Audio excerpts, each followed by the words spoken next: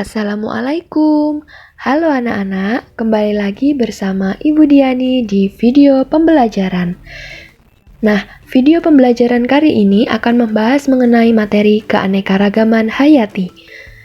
Di video ini, kita akan belajar bersama mengenai materi keanekaragaman hayati serta memperdalam apa sih materi keanekaragaman hayati itu.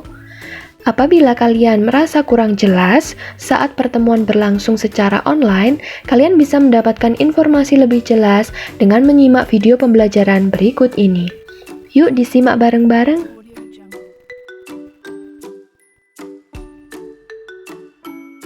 Keanekaragaman hayati. Nah, kan keanekaragaman hayati dibagi 3. Yang pertama ada keanekaragaman gen, keanekaragaman spesies, keanekaragaman ekosistem.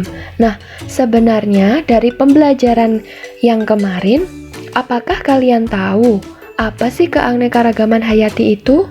Ada yang bisa menjawabnya? Jika kalian masih bingung, yuk kita lanjut ke frame berikutnya. Eits, selamat datang di keanekaragaman hayati. Nah, pengertian keanekaragaman hayati.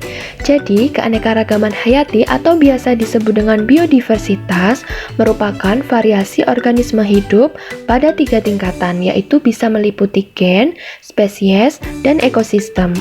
Nah, pengertian ini didasarkan atas keunikan. Maksudnya keunikan apa ya, Bu? Jadi begini, setiap dari diri kita, misal antara kita dengan orang lain pasti memiliki perbedaan. Tidak mungkin kita satu sama lain itu 100% sama. Nah, itu yang bisa dibilang untuk kita memiliki keunikan di dalam hal tersebut. Sama seperti halnya dengan gambar burung di sini. Kalian perhatikan. Antara burung cendrawasih, kemudian jalak Bali, dan kemudian burung-burung yang lain, itu apakah mereka sama? Jelas tidak. Mereka memiliki keunikan masing-masing. Misal dari segi paruh mereka berbeda. Ada yang digunakan untuk memakan ulat, memakan madu, kemudian menghisap cairan nektar, seperti itu. Nah, kata-kata keanekaragaman hayati itu didasarkan atas keunikan yang dimiliki oleh masing-masing individu. Keunikan itu bisa berasal dari habitat ataupun dari makanan. Jika ada habitat yang kurang menguntungkan, maka bagaimana tubuh kita atau tubuh-tubuh organisme yang lain beradaptasi dengan melakukan suatu kegiatan ataupun mempunyai struktur tubuh yang memang unik dan untuk bertahan hidup di daerah itu. Seperti itu. Nah, sedangkan untuk makanan sama seperti yang saya jelaskan tadi. Mengenai perbedaan makanan antara satu burung dengan yang lain bisa makan berbeda antara serangga, nektar, ataupun bisa juga makan makanan ikan, seperti itu. Bentuk paruh mereka juga berbeda-beda. Nah, jadi jika ditinjau dari gambar tersebut, apakah burung-burung itu Lalu, jika ditinjau dari gambar-gambar tersebut, apakah burung-burung itu satu sama lain itu sama? Tidak jawabannya, karena mereka memiliki keunikan masing-masing, sehingga mereka disebut sebagai keanekaragaman hayati. Yuk lanjut. Nah, keanekaragaman hayati tadi kan ada 3. Yang pertama tingkat gen, kemudian tingkat spesies, dan selanjutnya tingkat ekosistem. Nah, untuk keanekaragaman tingkat gen, jadi kita mulai dari sini. Pertama, variasi atau perbedaan yang terjadi dalam suatu jenis atau spesies makhluk hidup. Jadi pengertian keanekaragaman gen itu adalah variasi atau perbedaan yang terjadi hanya dalam suatu jenis atau spesies makhluk hidup itu. Kemudian, keanekaragaman sifat genetik itu ternyata dikendalikan oleh gen-gen yang terdapat di dalam kromosom. Jadi, ketika kalian kemarin menonton video pra pembelajaran, ada perbedaan warna bulu, ada perbedaan warna rambut antara satu dengan yang lain, antara kita dengan orang lain. Hal ini didasarkan karena adanya gen-gen yang terdapat di dalam kromosom di dalam tubuh kita yang mengekspresikan warna-warna tertentu. Sehingga antara kita dengan makhluk hidup lain atau manusia yang lain atau dengan orang lain itu tidak 100% sama, seperti itu. Yang ketiga mengenai ekspresi genetik. Nah, ekspresi genetik ini juga bisa terjadi akibat kondisi perubahan habitatnya.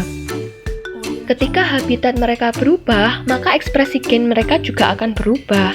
Nah, contoh keanekaragaman gen yaitu macam-macam mangga.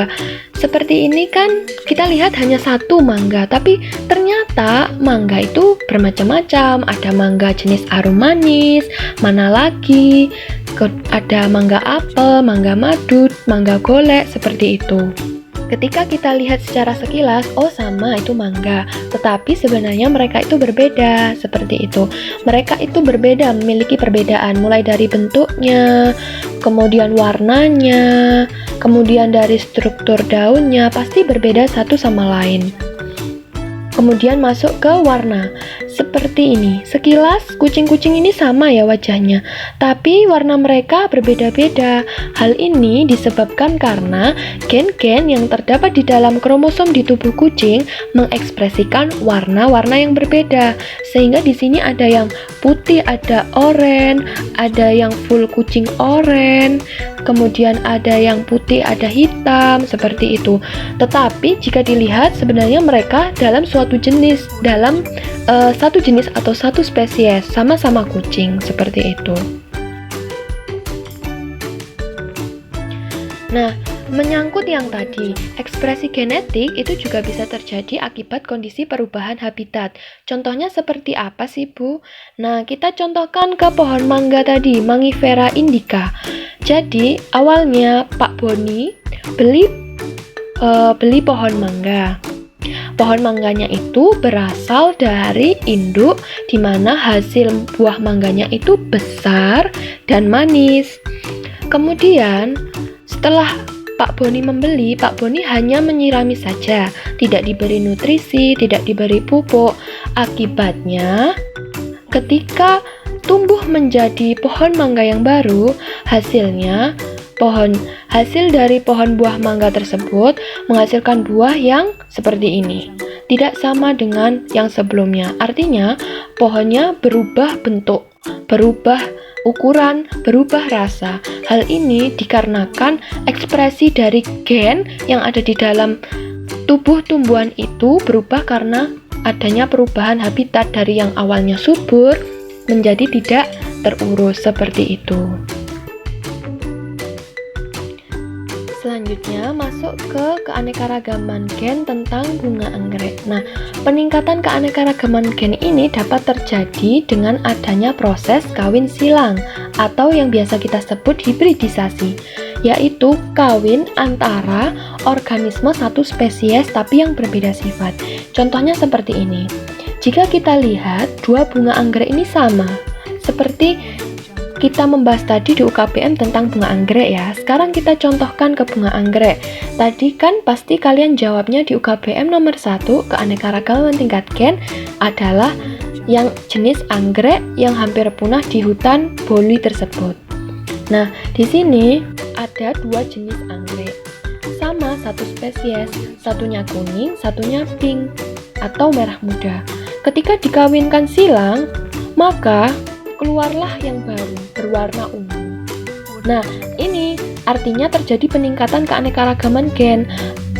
Awalnya warna spesies mereka hanya kuning dan warna pink. Kemudian ketika dikawinkan silang, malah muncul warna ungu. Nah, ini artinya terjadi peningkatan keanekaragaman gen yang ada di dalam spesies tersebut.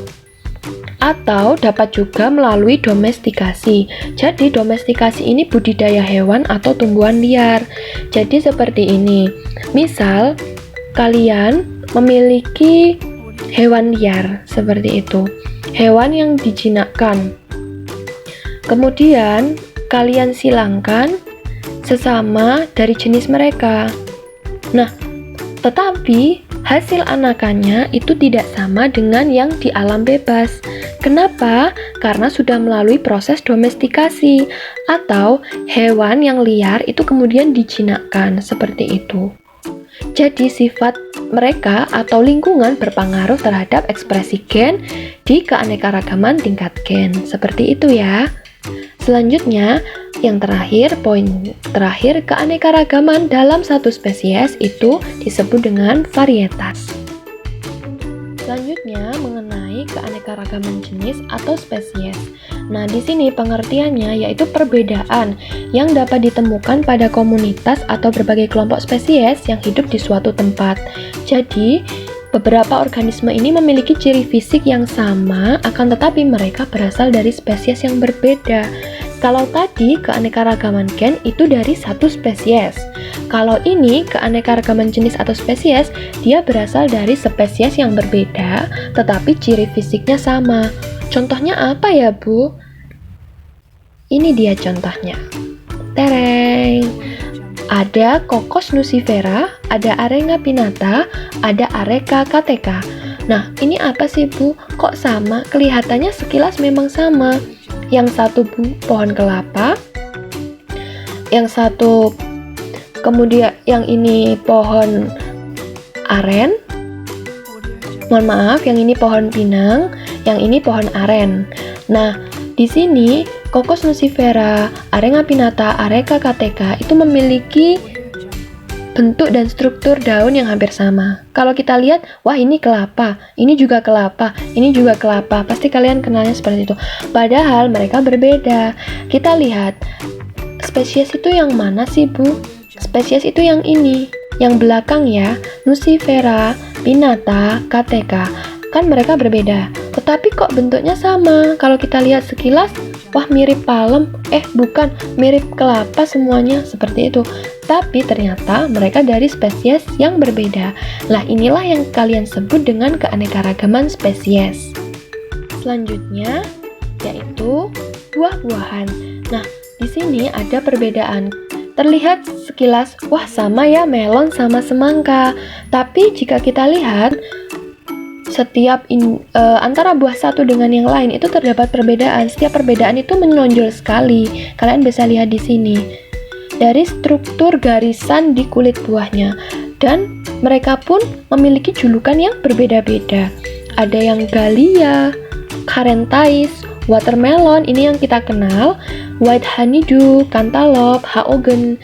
Nah, semuanya ini kelihatannya sama, tapi mereka berasal dari spesies yang berbeda. Kalau kita sudah kenal melon ini, ya ini semua dianggap melon semua, padahal mereka memiliki julukan yang berbeda, seperti itu. Kalau ini kita taunya watermelon, nanti kalau ditanya ini juga watermelon, Bu, watermelon, tidak seperti itu.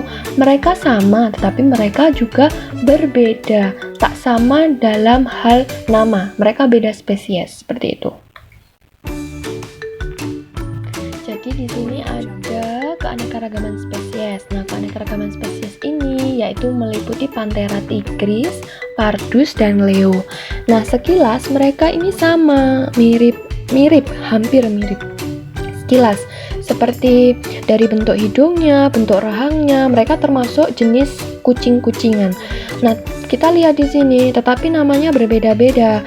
Ini tigris, ini Pardus, ini Leo. Mereka tapi tetap genusnya sama, Panthera semua. Nah, di sini bisa kita katakan bahwa mereka keanekaragaman spesies, seperti itu.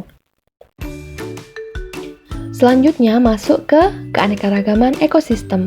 Nah, di keanekaragaman ekosistem ini ada dua, mengenai terestrial dan akuatik. Terestrial itu apa sih, Bu? Jadi, terestrial itu daratan, akuatik itu perairan. Ekosistem kita dibagi atas daratan dan perairan. Nah, ekosistem perairan yaitu ekosistem yang sebagian besar komponen biotiknya terdiri dari air. Selanjutnya mengenai komponen biotik di ekosistem perairan. Nah, penjelasan mengenai komponen biotik ini yang pertama mengenai plankton. Nah, plankton ini terdiri atas fito dan zoo. Artinya kalau fito itu yang kecil, kalau zoo itu yang besar. Nah, fitoplankton ini apa? Jadi sifatnya hewan yang bergeraknya itu secara pasif, dia hanya mengikuti arus air seperti itu. Karena adanya arus air, maka dia bergerak. Ketika tidak ada arus air, dia tidak bergerak. Beda dengan nekton. Nekton itu bergerak aktif, berenang, artinya seperti ikan dan katak. Selanjutnya, untuk neoston. Neoston ini sifatnya mengapung. Nah, apa contohnya yang mengapung di perairan? Ya, seperti eceng gondok, seperti itu. Serangga air, dia bersifat neoston. Artinya, dia memanfaatkan gaya tegangan air, dia berjalan di atas perairan, seperti itu. Jika bentos, bentos itu berada di dasar perairan. Seperti ikan kecil, udang, kemudian ganggang, itu termasuk bentos. Selanjutnya perifiton. Jika perifiton itu bersifat organisme yang melekat di dasar atau di permukaan, seperti itu di bebatuan. Contohnya adalah ganggang. Selanjutnya mengenai ekosistem perairan. Nah, ekosistem perairan ini tadi dibagi menjadi dua. Ada air tawar dan juga ada air laut. Nah, air tawar itu ciri-cirinya seperti apa sih, Bu? Jadi, ciri-cirinya itu memiliki kadar garam atau kita sebut dengan nama salinitas yang bersifat rendah. Bahkan lebih rendah dari cairan sel makhluk hidup atau lebih rendah dari cairan sel tubuh kita. Nah, hal ini bisa dipengaruhi oleh iklim dan cuaca, kemudian penetrasi atau masuknya cahaya itu bersifat kurang. Jadi, karena air tawar ini tergantung iklim dan cuaca, sehingga penetrasi atau masuknya cahaya itu sangat kurang, seperti itu. Nah, air tawar itu berdasarkan alirannya, ekosistem air tawar dibagi menjadi dua. Ada perairan tenang atau bisa disebut lentik, ada perairan mengalir bisa disebut lotik. Nah, lentik ini ada danau, ada waduk, ada telaga, ada embung, ada rawa. Kalau lotik itu bersifat mengalir seperti sungai, saluran, parit, dan selokan. Nah, ekosistem air tawar juga dibagi berdasarkan wilayah permukaan. Pembagian ini menjadi 4 zona. Kalian bisa lihat di sini ada namanya zona litoral, zona limnetik, zona profundal, dan zona bentik. Nah, zona litoral yang awal ini bisa kalian lihat di sini, yaitu daerah perairan yang dangkal dengan penetrasi cahaya sampai dasar. Artinya dia dangkal sekali dan cahaya matahari atau penetrasi itu langsung ke sini. Jadi langsung menyinari sampai dasar, bisa terlihat seperti itu. Kemudian zona limnetik atau daerah terbuka sampai ke dalam yang dicapai oleh penetrasi cahaya yang efektif. Nah, di sini masih bisa terlihat ya. Jadi ini ada gambaran putih di mana masih bisa terdapat cahaya. Jadi cahaya itu masih bisa terang, artinya permukaannya itu masih terlihat seperti itu. Jika profundal ini bagian dasar dan daerah air dalam yang tidak tercapai oleh penetrasi cahaya efektif. Jadi sudah mulai dia tidak mendapatkan cahaya efektif sehingga sudah mulai meredup seperti itu. Dan bentik ini merupakan daerah dasar atau tempat terdapatnya bentos dan sisa-sisa organisme yang mati. Jadi di sini sudah terdapat seperti kumpulan sisa-sisa dari organisme yang mati, pasti dia akan mengendap. Nah, mengendapnya di zona apa? Zona bentik, seperti itu. Nah, kalian bisa menghafalkan ini dengan cara kalian membuat singkatan. Jadi, singkatannya adalah seperti ini. Lili protes tidak boleh makan geprek bensu. Lili litoral dan limnetik protes profundal, geprek bensu, bennya masuk zona bentik gitu ya. Jadi Lili protes nggak boleh makan geprek bensu. Selanjutnya mengenai keanekaragaman ekosistem air laut. Nah, kalian kan sudah tahu ya ciri-ciri tentang Keanekaragaman ekosistem air tawar tadi seperti apa? Salinitasnya rendah, dipengaruhi iklim dan cuaca, penetrasi cahaya kurang. Lah, ini berbalikannya. Di sini malah salinitasnya lebih tinggi. Jadi ini bisa disebut dengan air salin dengan kadar garam yang tinggi. Kemudian penetrasi cahayanya itu sangat-sangat bagus. Tetapi kita lihat dulu penetrasinya itu karena ekosistem air laut dibagi berdasarkan 4 zona. Berdasarkan tinggi permukaannya. Ada litoral 0 meter, ada neritik 200 meter, ada batial atau 1800 meter dan lebih dari 1800 meter kedalamannya. Namanya zona abyssal. Nah, di sini bisa daratan, dasar laut, permukaan laut. Jadi semakin ke bawah semakin dalam. Artinya yang paling dalam sendiri adalah zona abyssal seperti itu. Nah, ekosistem air laut itu apa aja, Bu? Ada terumbu karang, ada pantai pasir, ada estuari, ada pantai batu, seperti itu. Nah, ekosistem darat sekarang. Ekosistem darat ciri-cirinya seperti apa, Bu? Nah, setiap ekosistem darat itu punya karakteristik masing-masing. Jika karakteristik dari ekosistem perairan kan ada dua, air tawar sama air laut. Perbedaannya di tingkat salinitas dan penetrasi cahaya. Tetapi selebihnya mengenai perbedaan antara yang tadi kita lihat sebelumnya antara estuari, pantai pasir, terumbu karang, dan pantai batu, jelas setiap ekosistem itu memiliki karakteristik masing-masing. Sama halnya dengan ekosistem yang ada di darat, yaitu ada bioma gurun, bioma savana, bioma hutan gugur, bioma hutan tropis, bioma taiga, dan bioma tundra.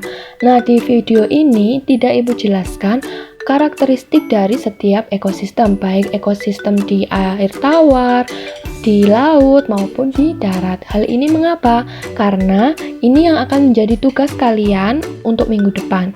Jadi, minggu depan sebelum pembelajaran dimulai, semua harus sudah mengumpulkan resume mengenai karakteristik ekosistem, baik yang di ekosistem darat maupun di ekosistem perairan. Macam-macam karakteristik dari macam-macam ekosistem, baik ekosistem darat maupun ekosistem perairan, seperti itu. Kemudian tugasnya kalian tulis di folio bergaris. Seperti itu, kalian tulis dan kalian rangkum di folio bergaris. Jadi kalian tulis karakteristik hutan ini apa, karakteristik savana apa, seperti itu. Nanti kalian foto dan kalian kirimkan ke link yang akan Ibu berikan, seperti itu. Nah, bagaimana mengenai video pembelajaran pada hari ini? Apabila kalian merasa kurang jelas, kalian boleh berdiskusi di grup walaupun sudah di luar jam pembelajaran. Jadi kita enjoy saja, tidak usah tegang selama proses pembelajaran. Meskipun malam-malam kalian ingin memberitahu saya atau bertanya mengenai sesuatu yang kalian masih bingungkan, boleh-boleh saja. Silahkan hubungi saya dan jangan pernah sungkan. Thank you and see you in the next meeting. Jangan lupa selalu belajar dan juga berdoa. Dan jangan lupa untuk jaga kesehatan agar tubuh selalu sehat untuk mengikuti proses pembelajaran walaupun kita tidak pernah bertatap muka. Tetap semangat dan wassalamualaikum warahmatullahi wabarakatuh.